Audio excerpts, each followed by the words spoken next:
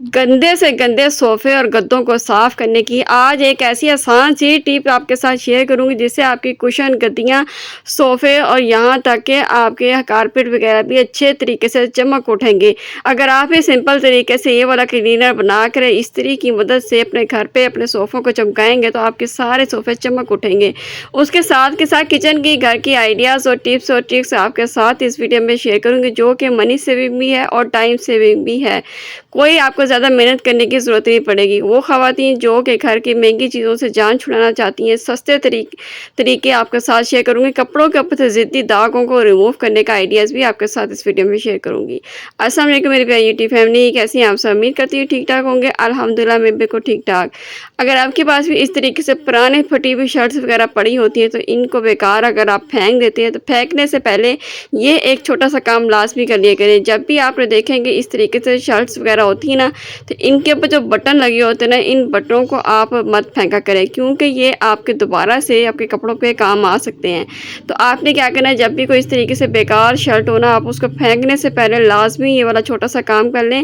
ان کے جو کینچی کی مدد سے نا سارے بٹن آپ ان کو لازمی نکال کے رکھ لیں کیونکہ جب ہم بچوں کے کپڑے وغیرہ سلائی کرتے ہیں تو ان کے اوپر دوبارہ سے لگانے پہ یہ بٹن ہمارے کام آ جاتے ہیں۔ تو اس لیے ان کو کبھی بھی آپ ضائع مت کیا کریں کیونکہ شرٹ تو میں نے اس کو صفائی کرنے کے لیے میں نے استعمال کرنی تھی، اس لیے اس کے اوپر جتنے بھی بٹن لگے ہوئے تھے نا وہ سارے میں نے کینچی کی مدد سے اسی طریقے سے سارے بٹنوں کو نکال کے رکھ لیا تھا۔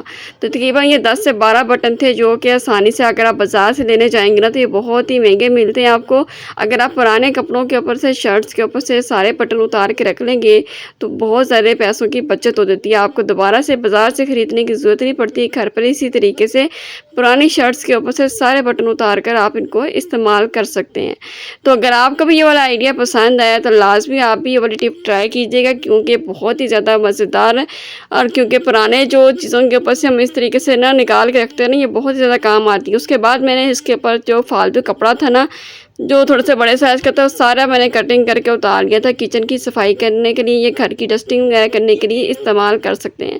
باقی یہ شرٹ جو بیکار تھی وہ میں نے پھینک دی تھی۔ میں نے اس طریقے سے 3-4 کلینر بنا کے رکھ لیے تھے ڈسٹنگ کے لیے۔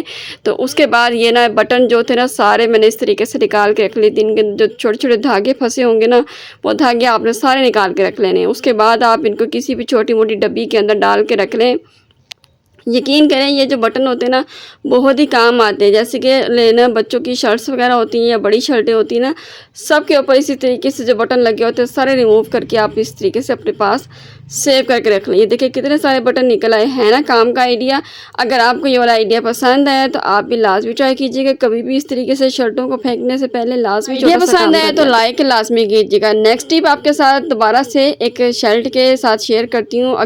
جیسے کہ میرے پاس یہ والی جو شرٹ ہے نا، یہ تھوڑی سی بڑے سائز کی شرٹ ہے اور یہ بھی بالکل بیکار پڑی ہے۔ اس کے اوپر جو بٹن ہے نا میں نے یہاں پہ تھوڑے سے ریموو کر لیے تھے لیکن باقی بٹن میں نے نہیں ریموو کیے کیونکہ یہ جو آگے والے بٹن ہے نا اس کی ہمیں ضرورت ہے۔ تو یہاں پہ کیا کرنا ہے، سب سے پہلے آپ نے 2 سے 3 بٹن ہے نیچے سے آپ نے اس طریقے سے سب سے پہلے آپ نے بند کر لینے۔ یہ آپ کے پاس ایک زبردست سا آرگنائزر بن کے تیار ہو جائے گا، بغیر سلائی کٹائی کے۔ نہ تو سلائی کی ضرورت ہے نہ ہی کسی کٹائی کی ضرورت ہے، آسان سا آپ اس طریقے سے زبردست سا آرگنائزر بنا کر تیار کر سکتے ہیں۔ یہ دیکھیں 3 بٹن میں نے یہاں سے بند کر لیے۔ اب ایک ربڑ بینڈ لیں گے، کوئی سی بھی ربڑ بینڈ آپ یوز کر سکتے ہیں۔ اب آپ نے کیا کرنا ہے، شرٹ کو آپ نے اس طریقے سے الٹا کر لینا ہے۔ الٹی والی سائڈ سے ہم نے شرٹ کو نا پہلے کر کے استعمال کرنا ہے۔ آپ نے کیا کرنا ہے، پہلے اس کو اس طریقے سے الٹا کر لیں گے نا، اس کے بعد یہ سارے کو آپ نے جو اس کے کارنر سے پکڑ کے آپ نے ان کو نا برابر سے اس طریقے سے پکڑ لینا ہے۔ اب آپ نے اس کو اس طریقے سے نا سارے کو اکٹھا کرتے جانا ہے، یعنی کہ اس طریقے سے ہاتھوں کی مدد سے نا اس کو اس طریقے سے چونٹ بناتے جانا ہے، جیسے کہ آپ دیکھ رہے ہیں نا میں اس طریقے سے چونٹ بنا رہی ہوں۔ اب آپ نے کیا کرنا ہے، ربڑ بینڈ جو ہم نے لی تھی نا وہ اس طریقے سے اس کے اوپر چڑھا لیں گے۔ جتنا آپ کو سائز چاہیے نا اسی سائز کے مطابق ہی آپ نے اتنی جگہ پہ جو نا ربڑ بینڈ کو اس طریقے سے لگا لینا ہے۔ لگانے کے بعد یہ جی بغیر کسی کٹائی کے، سلائی کے زبردست سا آپ کا ایک آرگنائزر بن گیا ہے۔ آپ اس کو مختلف چیزوں کے لیے استعمال کر سکتی ہیں، چاہے آپ اپنی الماری کے اندر لٹکا لیں یا پھر کچن میں استعمال کر سکتے ہیں، گھر پہ کسی بھی چیزوں کے لیے استعمال کر سکتے ہیں۔ اب کیا کروں گی میں، اس کو دوبارہ سے ہم نے اس کو سیدھا کر لینا ہے۔ ہم نے پہلے الٹا کر کے اس کے اوپر ربڑ بینڈ چڑھائی ہے اور چونٹ ڈال کر اب ہم نے اس کو سیدھا کر لی. جو بازو ہے نا یہ بازو ہم نے اندر والی سائڈ پر کر دینے ہیں کیونکہ ہم نے اب اس کے اندر ڈالنا ہے ہینگر. تو بازو کا کوئی کام نہیں ہے اسی لیے ان کو ہم اس طریقے سے اندر کر دیں گے. یہ دیکھیں زبردست طریقے سے یہ اندر چلے جائیں گے. اس کے بعد ہم نے اس کے اندر ہینگر ڈالنا ہے. تو آپ نے ویڈیو کو بغیر اسکپ کیے واچ کریں گے نا تو پھر ہی آپ کو اچھے طریقے سے بات کی سمجھ آئے گی کہ میں آپ کے ساتھ کیا آئیڈیا شیئر کرنے والی ہوں. اب جی میں نے اس کو اس طریقے سے اندر کر لیا. اب آپ نے ایک ہینگر لے لیا. ہینگر کو آپ نے اس کے اندر اس طریقے سے ڈال دینا ہے. ڈالنے کے بعد جو اس کا جو کولر والا بٹن ہے نا وہ ہم نے یہاں سے اس طریقے سے بند کر دینا ہے تاکہ جو ہمارا ہینگر ہے نا وہ یہاں سے نکلے نا اور نہ ہی یہ ہلے جلے اس کے اندر سے. اس کے بعد آپ نے کیا کرنا ہے میں اب آپ کو اس کو لٹکا کے نا کسی جگہ پر پھر آپ کو چیک کرواتی ہوں کہ اب آپ نے کیا کرنا ہے.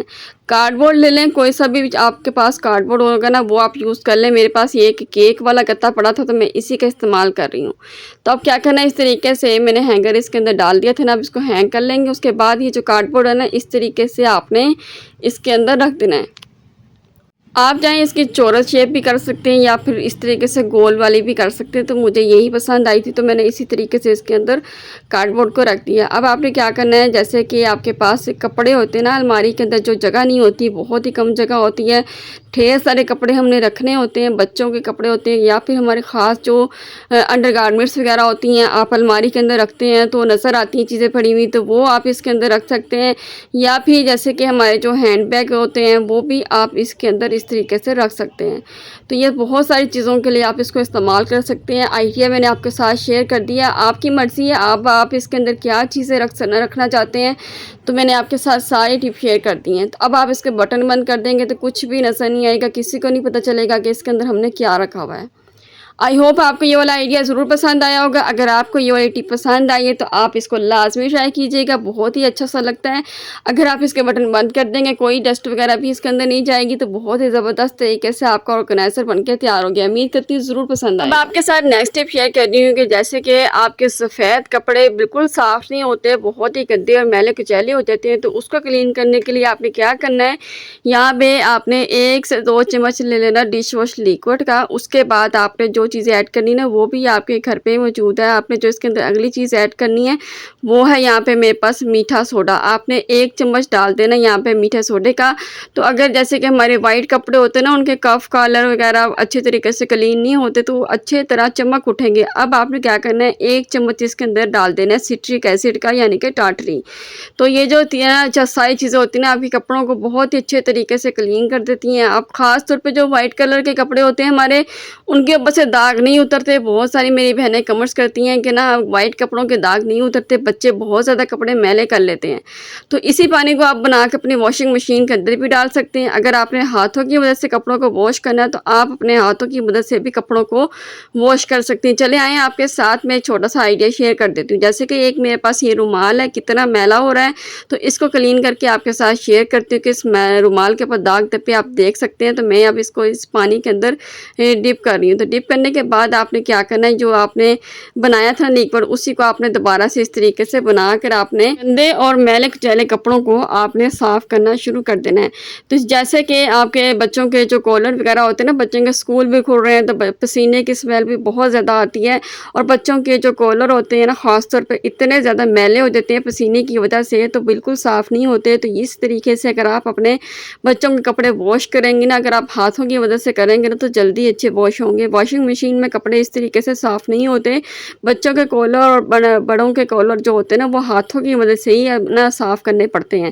چاہے آپ جتنی مرضی واشنگ مشین کے اندر کپڑے دھو لیں لیکن جو کف اور کالر کو جب تک آپ ہاتھوں کی مدد سے نہیں واش کرتے وہ اچھے طریقے سے صاف ستھرے نہیں ہوتے. اگر آپ کو بھی لگتا ہے ایسا تو آپ اس طریقے سے واش کریں تو آپ کے سارے کپڑے چمک اٹھیں گے. تو یہاں پہ دیکھیں جتنے اس کے اوپر ضدی داغ لگے ہوئے تھے نا وہ سارے ریموو ہو چکے ہیں. اسی طریقے سے آپ کے بچوں کے جو کف کالر ہے نا وہ بھی سارے کلین ہو جائیں گے. تو امید کرتی ہوں آپ کو ضرور پسند آیا ہوگا آئیڈیا اور ویڈیو کی سمجھ بھی ضرور آ چکی ہوگی. تو آپ بھی اس طریقے سے لازمی یہ ٹرک کو ٹرائی کیجیے گا. نیکسٹ ٹپ آپ کے ساتھ شیئر کرتی ہوں. اگر آپ کے بھی صوفے اس طریقے سے گدے ہو جاتے ہیں گدیوں کے اوپر نا مٹی بہت زیادہ جم جاتی ہے داغ دھبے لگ جاتے ہیں بچے صوفوں کو گندا کر دیتے ہیں تو آپ کے ساتھ زبردست سا ہیک شیئر کروں گی جس کو آپ ٹرائی کریں گے تو آپ کے صوفے کی گدیاں آپ کے صوفے اور آپ کے بیڈ کے جو گدے ہوتے ہیں نا کشن ہوتے ہیں وہ بھی چمک اٹھیں رکھیں گے اگر آپ اسی طریقے سے سب کو کلین کریں گے۔ تو اس کے لیے آپ نے کیا کرنا ہے، یہاں پہ سمپل آپ نے پانی لے لینا ہے۔ اب اس کے اندر اب میں 2 چمچ کے قریب نا ڈش واش لیکوڈ ڈالوں گی۔ یہ میرا گھر کا بنا ہوا ہوم میڈ ہے، تو آپ بھی اپنے گھر پہ بنا سکتے ہیں۔ ڈش واش لیکوڈ بنانا چاہتے ہیں تو میرے چینل پہ ویڈیو کو لازمی واچ کیجیے گا، بہت ساری ویڈیو میں نے ڈش واش لیکوڈ کے حوالے سے شیئر کی ہوئی ہیں۔ اب آپ نے کیا کرنا ہے، 1 چمچ آپ نے اس کے اندر ڈال دینا ہے میٹھا سوڈا۔ تو یہ میٹھا سوڈا ہوتا ہے نا، یہ بہت اچھی طریقے سے داغوں کو نا نکال دیتا ہے، اور اوپر سے جو اسمیل ہوتی ہے نا کپڑوں سے، اس کو بھی یہ ریموو کرتا ہے۔ جتنی بھی ڈسٹ وغیرہ ہوگی نا آپ کے صوفوں میں، گدیوں میں، سب کو ریموو کرے گا۔ اب آپ نے نا 2 چمچ اس کے اندر سرکے کے ڈال دینے ہیں۔ یہ ساری چیزیں آپ نے اچھے طریقے سے مکس کر لینی ہے۔ مکس کرنے کے بعد آپ کے نا ایک سادہ سا کپڑا لے لینا ہے۔ آپ نے کپڑے کو کلر نا تھوڑا سا لائٹ کلر کر لینا، تاکہ آپ کو واضح نظر آ جائے کہ واقعی ہمارے جو صوفوں کے اوپر سے ڈسٹ تھی نا، اور جتنے بھی اس کے بعد داغ دبے تھے وہ ریموو ہو چکے ہیں۔ تو یہاں پہ دیکھیں اچھے طریقے سے میں نے مکس کر لیا۔ اب ایک سمپل وائٹ کلر کا میں نے کپڑا لیا، تاکہ آپ لوگوں کو سمجھ آ جائے، آپ کو ساتھ میں شیئر کروں کہ کتنی ڈسٹ جو نا ہمارے کپڑوں کے اندر سے نکلتی ہے۔ اچھا، آپ کے پاس کوئی نا تولیے والا کپڑا ہوتا ہے، جیسے کہ رومال ہوتے ہیں تولیے والے، یا کوئی پرانا سا تولیہ، اور اگر آپ اس کا یوز کر کے کلین کریں گے نا تو اور بھی اچھے طریقے سے کلین ہو جائے گا۔ تو میرے پاس یہ کاٹن کا کپڑا تھا، تو میں اسی کا استعمال کر کے نا آپ کے ساتھ شیئر کرتی ہوں، لیکن ہو سکے تو آپ نے تولیے والا جو کپڑا ہوتا ہے نا وہ آپ یوز کریں گے نا تو بہت ہی اچھے طریقے سے آپ کے صوفے نا کلین ہو جاتے ہیں۔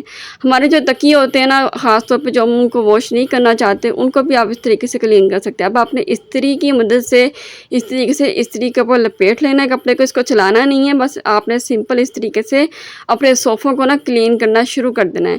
تو یہاں پہ دیکھیں میں نے اس طریقے سے کپڑے کے ساتھ اس کو کلین کری تھی نا، تو استری کے نشان اوپر پڑ رہے ہیں، لیکن اس کی آپ ٹینشن نہیں لینی۔ آپ نے اس کو پنکھا چلا دینا ہے، اور آپ کے سارے صوفے نا آپ کے جو نا ڈرائی ہو جائیں گے۔ کوئی بھی آپ کو ٹینشن لینے کی ضرورت نہیں۔ لیکن دوسری بات یہ کہ جتنی بھی اس کے اوپر ڈسٹ ہوگی نا، یقین کریں میل کچیل اور داغ دبے بھی اس کے اوپر سے ریموو ہو گئے۔ میرے پاس یہ صوفے کب سے میں ان کو استعمال کر رہی ہوں، لیکن میں نے صرف ایک دفعہ ان کی جو کوشن کے اوپر سے کور اتار کے میں نے واش کیے تھے، لیکن اب میں اسی طریقے سے کلین کر لیتی ہوں۔ دیکھیں کتنی ڈسٹ جو ہے نا اس کے اوپر سے نکل رہی ہے۔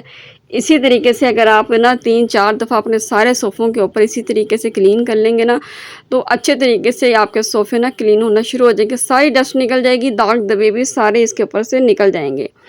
اچھا، اگر آپ کو استری کے ساتھ نا اس طریقے سے کلین کرنا نا مشکل لگے تو آپ کے ساتھ ایک دوسرا طریقہ بھی شیئر کر دیتی ہوں، تو آپ اس دوسرے طریقے سے بھی اپنے کوشن کو، گدیوں کو صاف کر سکتے ہیں۔ دوسرا طریقہ کیا ہے، چلے دیکھتے ہیں۔ یہاں پہ میرے پاس کپڑے کو میں نے دوبارہ سے واش کیا۔ اب میرے پاس اس طریقے سے ایک ڈھکن لے لیا تھا میں نے پتیلے کا، تو اس کے ساتھ بہت اچھے طریقے سے کلین ہو جاتا ہے۔ تو آپ نے اس طریقے سے کپڑے کو اس کے اوپر لپیٹ لینا ہے، اور آپ نے اچھے طریقے سے مضبوطی سے اب اس کو پکڑنا ہے۔ تو واپس سے آپ نے صوفے کی گدیوں کو اس طریقے سے چلاتے جانا ہے، اور اچھے طریقے سے سارے کوشن اور گدیوں کو آپ نے کلین کر لینا ہے۔ اگر آپ کو یہ والا آئیڈیا پسند آیا نا، تو آپ نے لازمی اس کو ٹرائی کرنا ہے کہ آپ کو پہلے والا طریقہ پسند آیا تھا یا پھر یہ دوسرے والا طریقہ پسند آیا ہے، کیونکہ مجھے نا یہ دونوں ہی طریقے پسند آئے ہیں۔ میں نے نا آدھے جو صوفے نا اس طریقے سے کلین کر لیے تھے، اور باقی کے میں نے نا اس طریقے سے پلیٹ کے اوپر چڑھا کے، پانی کی حالت بھی آپ دیکھ سکتے ہیں، اور ہمارے جو کپڑا جو اتنا گندا ہو گیا اس کے اوپر لگی ہوئی ڈسٹ بھی آپ دیکھ سکتے ہیں۔ تو آئی ہوپ میری بہنوں کو آج کی ویڈیو ضرور پسند آئی ہوگی۔ اگر ویڈیو پسند آئی تو لازمی شیئر کیجیے گا۔ پنکھا چلا دیں گے تو صوفے بھی آپ کے ڈرائی ہو جائیں گے، اور ایک بہت ہی اچھی اسمیل آ جائے گی۔ ملیں گے نیکسٹ ویڈیو میں، اپنا خیال رکھیے گا، دعا میں یاد رکھیے گا۔ اللہ حافظ۔